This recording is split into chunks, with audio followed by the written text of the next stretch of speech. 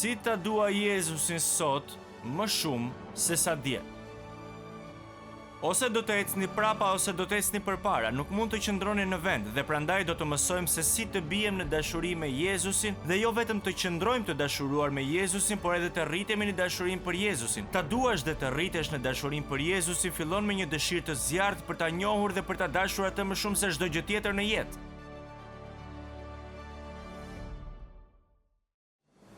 Tani, shkencëtarët na kanë thënë prej vitesh që hemisfera e majt e trurit ton është pjesa që është e lidhur me analizat logjike dhe gjykimin racional. Pjesa e djathtë e hemisferës së trurit është e lidhur me imazhet vizuale, me përfytyrimet, me kreativitetin dhe reagimet emocionale. Te disa njerëz mbizotron hemisfera e majt, kurse te të tjerët dominon hemisfera e djathtë.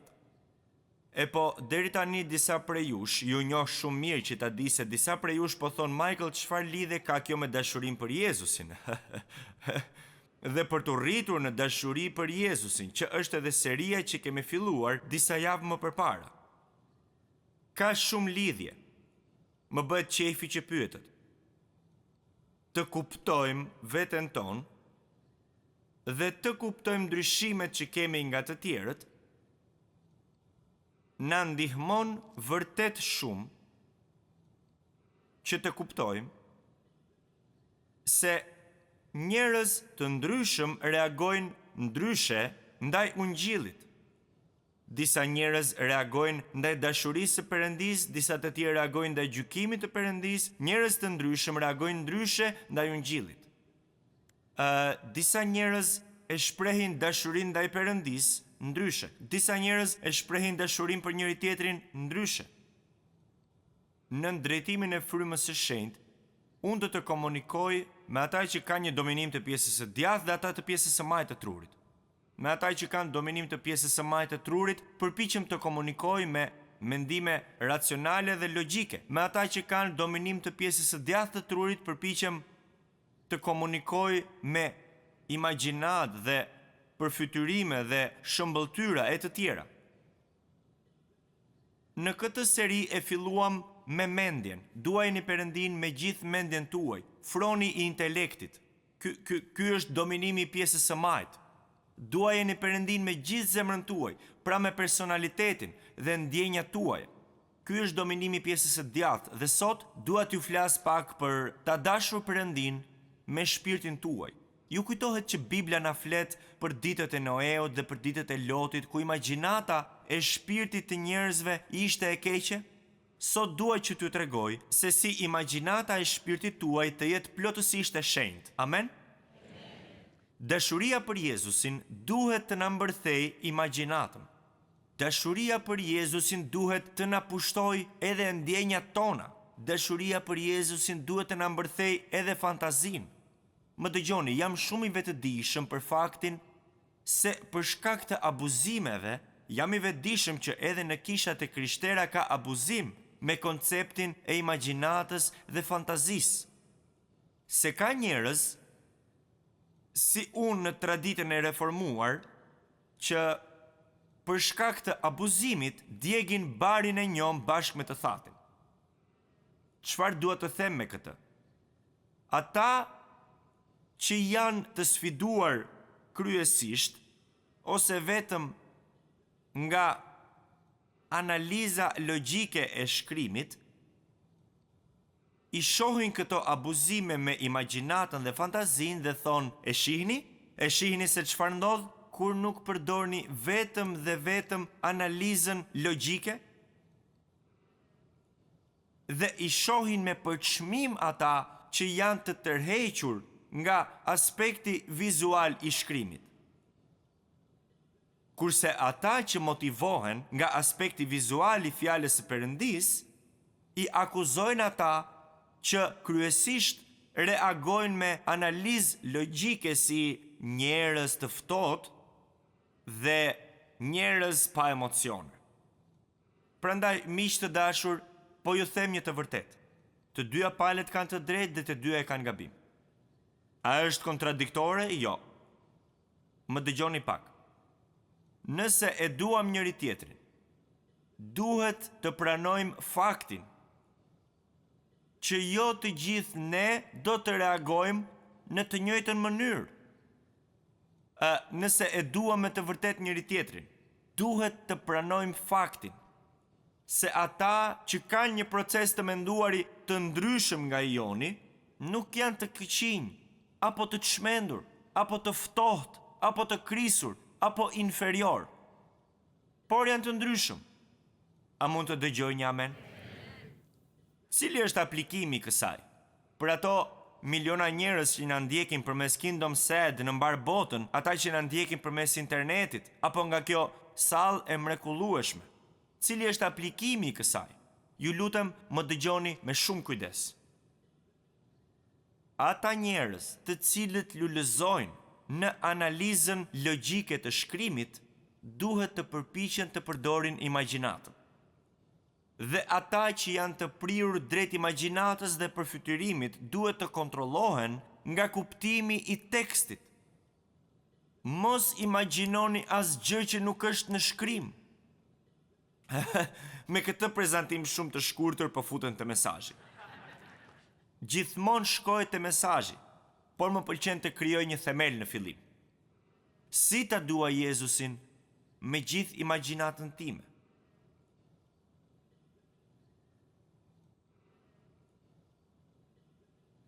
Gjëja më e rëndësishme që mund t'ju them është kjo, e përsëris sërish, kur mos shpikni gjëra për Jezusin. Përveç atyre që janë në fjalën e Perëndis, përveç atyre që janë në shkrim. Unë nuk imagjinoj dhe as fantazoj gjëra që nuk janë në fjalën e pagabueshme të Perëndis.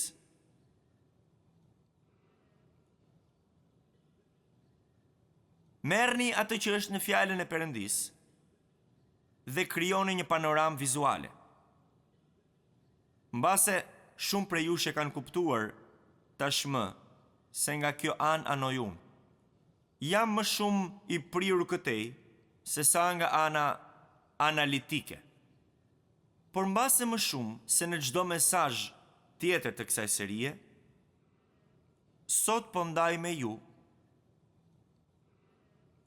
zemrën time, vetë jetën time, sepse imagjinata dhe fantazia më përfaqësojnë mua më shumë se çdo gjë tjetër dhe më duhet ju a them që në fillim këtë. Pra, kur unë lexoj fjalën e Perëndis, kur unë lexoj shkrimin, shpesh herë filloj të përfytyroj se si krijuesi i universit e përjetoi atë javën e kryqëzimit. Kur filloj ta përfytyroj këtë, vërtet mendja ime nuk mund ta përballoj dot këtë.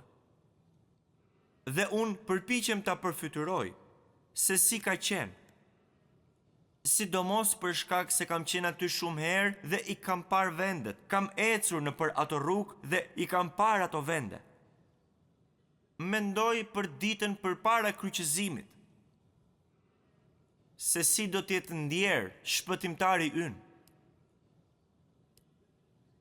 Se sa thellë në çdo nivel duhet të ketë vuajtur ai për shkak të braktisjes nga miqtë e tij. Se si duhet të jetë ndjerë kur njëri prej tyre e shiti atë për çmimin e një sklavi. Se si një tjetër e mohoi dhe të tjerët e braktisën. E përfytyroi dhimbjen e thellë që Zoti ynë duhet të ketë përjetuar kur dishepulli i tij kryesor premtoi se kur nuk do ta braktiste atë, edhe nëse të tjerët e braktisnin, dhe më pas mohoi 3 herë se e njihte atë. E përfytyroi atë dhimbje. Se si ai si plotësisht Perëndi e dinte që të gjithë ata do ta braktisnin. por dhe plotësisht si njeri. Kjo i dhembi ati.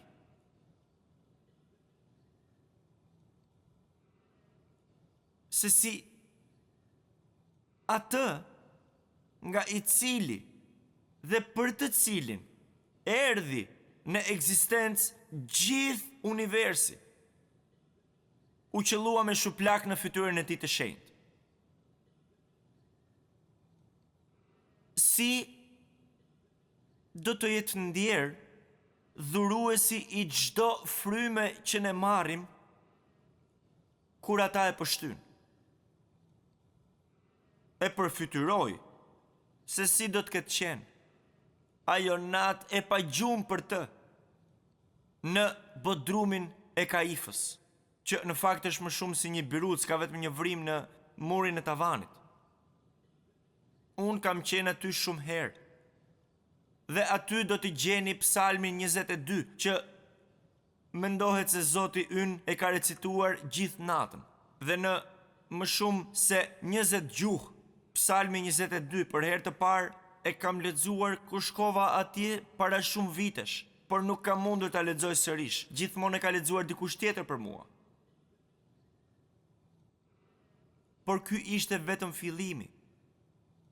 E përfytyroi se si ai eci për 4 kilometra nga njëri vend i gjyqit e tjetri. Dhe pastaj kujtohem se ai këtë e bëri për mua. Përpiqem ta përfytyroj se si ka qenë, edhe përpara kësaj në kopshtin e Getsemanis, kur ai po dirësinte jo djers, por gjak, po i dilte nga poret, diçka që më vonë kam mësuar se është një fenomen kaq i rrallë, sa ndodh vetëm në një stres torturues edhe shumë të madh. Edhe këtë e bëri për mua dhe për mëkatin tim. Pastaj imagjinata ime më e madhe vrapon drejt atij çasti të llahtarshëm përpara kryqëzimit, kur ai u fshikullua, që ishte mënyra romake për ti raskapitur viktimat e tyre përpara kryqëzimit. Në fakt, në ligjin romak, vetëm gratë dhe senatorët nuk lejoheshin të fshikulloheshin kështu. Pastaj përpiqem të përfytyroj kamzhikët e shkurtër që ishin me rripa lëkure, dhe në majtë se cilit prej atyre rripave ishte një kock deleje, e projektuar që të shyen të lëkurën. Ka shumë mundësi që ai të ketë marrë 39 fshikullime, sepse me ligj nuk mund të jepeshin 40, sepse 40 supozohej që të vriste. Dhe këtë ai e bëri për mua. Në përgjithësi romakët ja zhvishnin rrobat viktimave të tyre, dhe pastaj ja lidhnin duart mbi kokë me pozicion nga lart. Dhe të gjitha këto ai i duroi për mua.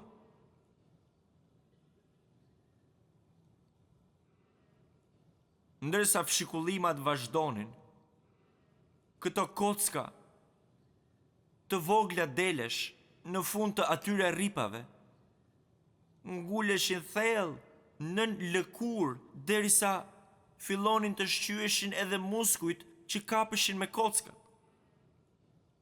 Dhe këtë ai e bëri për mëkatin tim. Pastaj vjen vetë kryqëzimi. Një shtyllë e drejt druri rreth 100 kg ngulet në tokë dhe i vendoset shtylla horizontale, që mund të peshonte rreth 50 kg.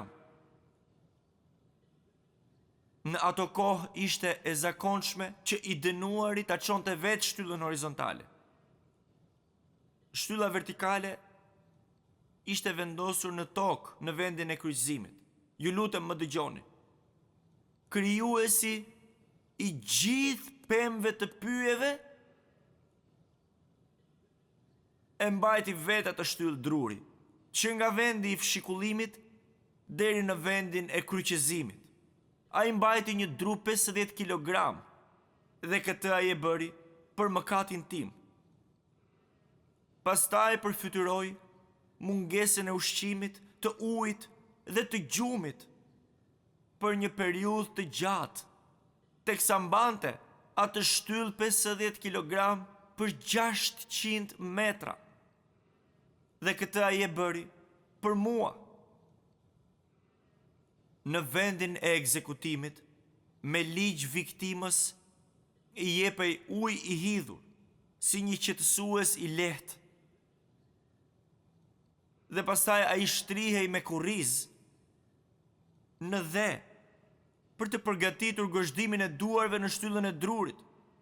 Unë përfytyroj plagët e shkaktuara nga kamzhiku, që përzihen me dhe, duke i ndotur plagët e tij. Dhe këtë ai e bëri për mua. Dhe me krahët e tij të zgjatura, gozhdët, kyçet e duarve u gozhduan me gozhd që ishin rreth 16 cm të gjata. Dhe arsyeja sepse gozhduan kyçet dhe jo pëllëmbët ishte se pëllëmbët do të shqyeshin shumë kollaj dhe ai do të binte nga kryqi. Dhe qëndroi i kyçëzuar për një kohë më të gjatë se i gozhduan kyçet. Pasi të dy kyçet e tij u gozhduan me ato gozhda të gjata në dru, më pas druri u ngrit me viktimën e gozhduar në të. Dhe pastaj këmbët zakonisht gozhdoheshin drejtet e shtylla kryesore. Dhe të gjithë këtë ai e bëri për mua. Të dashur, mos e harroni kurrë se ky ishte Zoti i lavdis. Ky është Zoti i lavdis, që nuk kishte pse të linte shkëlqimin e qiellit. Ai që nuk kishte pse e linte lavdinë e qiellit. Jezusi nuk kishte pse e linte mënjan robën e tij të lavdis dhe shkëlqimit. Jezusi nuk kishte pse të vinte në tokë, por ai erdhi nga qielli që të mund të paguante me gjakun e tij për shpengimin tim. Prandaj ai pagoi ndëshkimin për mëkatin tim dhe tuaj. Dikush mund të thotë, por Michael, a nuk ka patur shumë njerëz që janë torturuar, kanë vuajtur, edhe kanë vdekur para edhe pas ti edhe sot njerëzit po vuajnë tortura në të gjithë botën. Po, por shumica prej tyre, në mos të gjithë, nuk kanë zgjedhje tjetër. Por ai kishte, por më tepër asnjëri prej tyre nuk ka qenë pa mëkat. Asnjë nuk ka qenë pa mëkat. Asnjë nuk ka qenë biri i Perëndisë së gjallë, i cili ka bashkë ekzistuar përjetësisht me Atin përpara gjithë botëve. Por Jezusi është ai përmes të cilit dhe për të cilin u krijuan të gjitha gjërat. Ai kishte një zgjedhje. Ai zgjodhi që të paguante për mëkatin tim dhe mëkatin tuaj. Ai nuk kishte pse të paguante sepse nuk kishte mëkat. Nuk po paguante për mëkatin e tij. Tek Ungjilli sipas Gjonit 10:18 Jezusi tha, unë kam pushtet ta lë e pushtet ta marr përsëri dhe unë zgjedh që ta lë për ju. Nëse doni vërtet që të rriteni në dashurinë tuaj për Jezusin, nuk mund t'i shpëtoni shëmbëltyrës së kryqit. Përfytyrimi i kryqit vetëm mund ta thellojë dashurinë tuaj për atë që dha gjithçka për ju dhe për mua.